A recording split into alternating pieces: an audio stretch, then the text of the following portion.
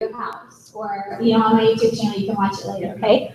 So I'm not promising anything super polished, because that's why I do so much, just because I'm not worried about being super polished. So what we're going to play real quick is called a mystery Skype.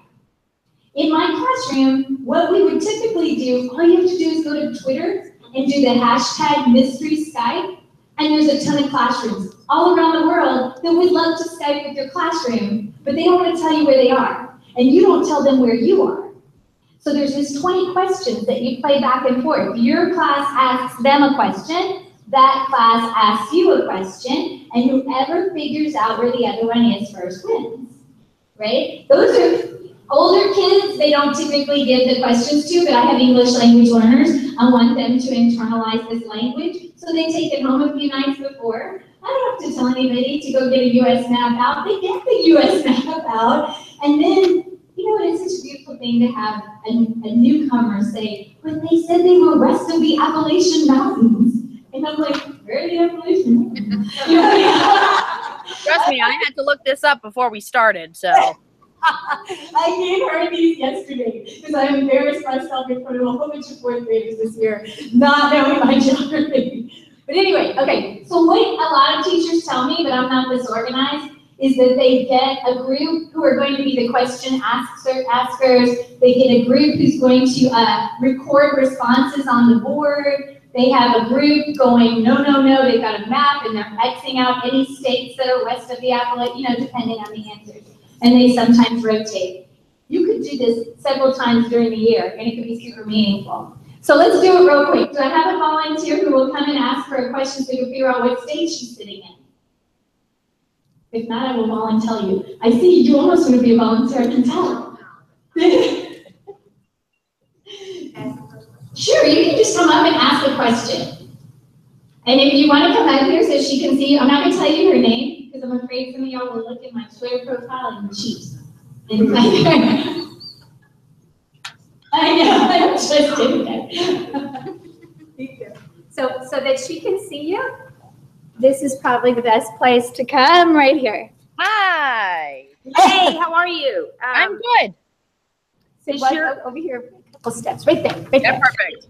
All right. Is your state east of the Mississippi River? Yes. Okay. So you guys, thank you very much. So I would write a yes on there. I would circle yes.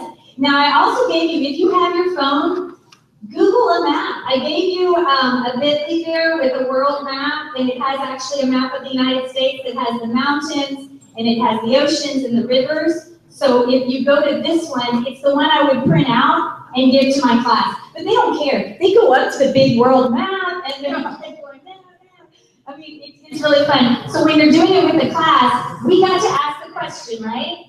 You're doing some scratching out or trying to figure it out. Now that class would ask us a question.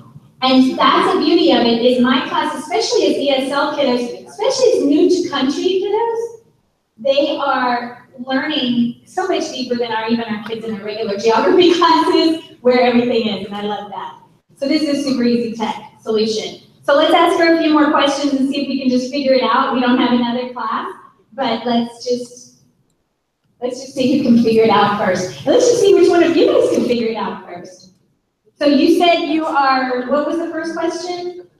I'm east of Mississippi. The Mississippi. And you are, right? Awesome. Yep. Over here so she can see. There you go.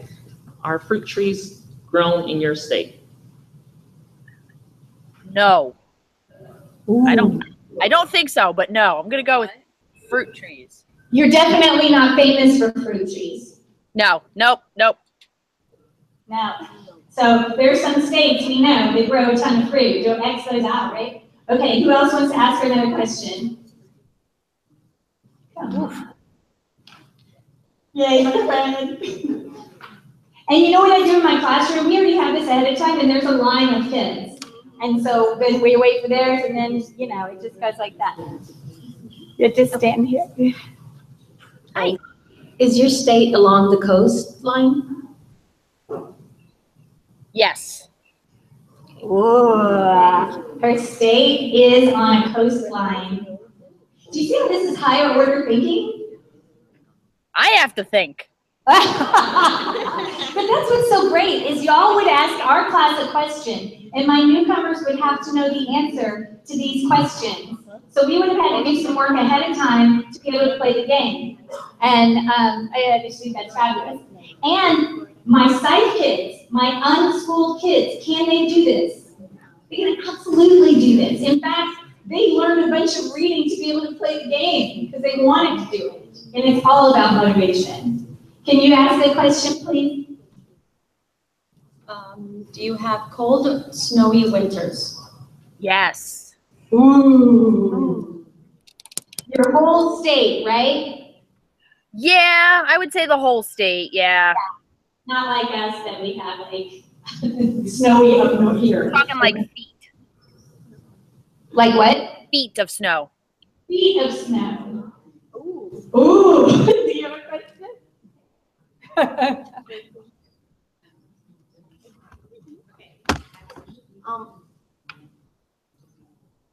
Does your state border Canada? Yes. Yes. Somebody said they had a question they really wanted to ask. Did she take your question? All right. Are there any other questions that could narrow it? I love all the cooperative learning because y'all are working with each other and you're reasoning. Okay, somebody wants to guess it. Hang on just a second. Now, in my class, if you're gonna guess, if you're gonna guess the state, you're giving up a question. So if you guessed it wrong, then it would go to them. So if you feel confident, that's fine. Yeah, come on. Because remember, you get to watch this at home tonight. You just show it. Go right in front of the last one.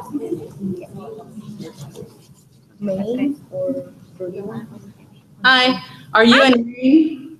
No. Oh. Oh, I made you come all the way up here for a no. That was a great guess, but you can X that one out. Which one did you ask? Maine. So we know it's not Maine. Come on up. If you have one, you guys just come on up. Don't wait for me to call on you. We can't play mystery Skype this whole session. Throw it at me. Hi. Hi, do you have the Statue of Liberty in your state? Yes, we do. There you are. Oh, very nice. Very nice. But in New Jersey, they have Yeah, but it's not known for fruit.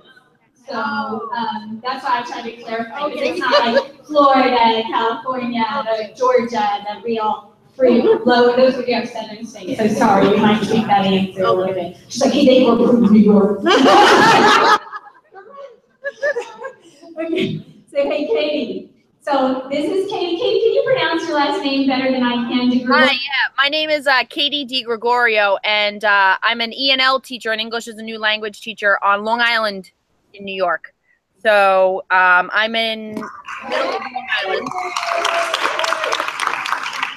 I tried not to give away my New York accent. I tried to be very specific.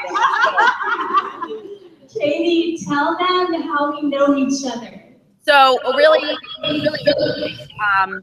I joined Twitter about a year and a half ago, and I had always started using Kahoot, and I saw that Carol posted this template online, and I was like, wow, this is great. I teach students who are also SIFE, but I also have students who are newcomers and who've been in our district for a while. And we just started chatting, and what we ended up doing is we swapped Kahoots. So I had my kids make a Kahoot for her class about Long Island in New York, and it was. Oh, so sad. But you know what? That's genetic, right? It always happens. Oh, there she is. Where did I lose you? No, we swapped Kahoots, and my kids learned a lot about Long Island, and I learned a lot about where her students were from, and it was really awesome because my kids found stuff about Long Island, and I'm a native Long Islander, so it was a really great experience, and my kids were hooked. It was awesome. So we've been connecting. I love everything that she has. I'm reading her book right now. It's my summer reading.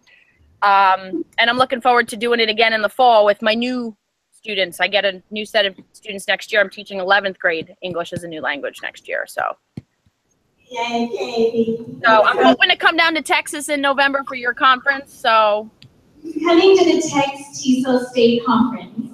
We've never met in the flesh. We only knew each other over Twitter. And she sent me a link to a Kahoot they made, and I sent her a link to ours. So we traded pictures and videos of our kids playing the game, which was super meaningful, like she said. So I have a special place in my heart for her and her kids, because it was an easy thing for us to do. But this is probably the most we've ever talked. yeah.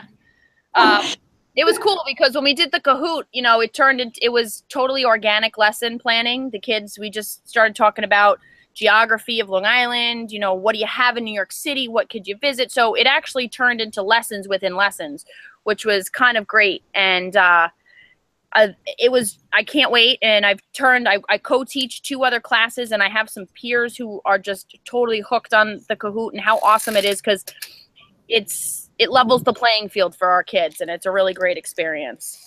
It is. We're super grateful to you, Kate. Thank you so much for visiting our conference here. This is a bilingual ESL migrant conference. All these guys are rock stars from North Texas. So they're people I'm getting to meet and learn from, and you'll see me tweeting out a bunch of their ideas as well. Yeah, you guys can find me on Twitter. I'm on there with Carol. You guys can find me on there. You check out some of the resources, see what's going on up here in New York. Come to the beach. It's beautiful today. It's 85 and sunny. Sitting outside on my summer vacation. So awesome. Thank you, Katie. You're awesome. Guys, enjoy. Okay. All right, so I'm going to stop this Google Hangout. We are doing a book study